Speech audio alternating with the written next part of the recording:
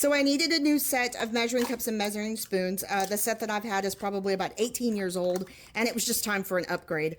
What I do like about these is that the set came with both the spoons as well as the cups. I would have liked to have seen a second hook here so that I could actually store these in my drawer and then these in where all my Tupperware goes. Now, I do like the fact that they have a whole bunch of colors. I am always going to know that the 1 tablespoon is going to be purple, as well as the 1 cup.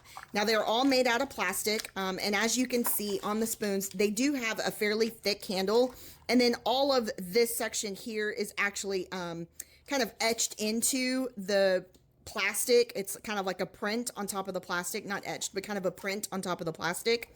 And then all of the cups themselves are not super thick. As you can see, I'm able to have a little bit of flexibility with them, but the handles themselves are thick and will actually go ahead and are fairly durable. So overall, it's a decent set. I am happy with it. Again, the only thing I would have liked is to have a second ring to be able to go ahead and store them on.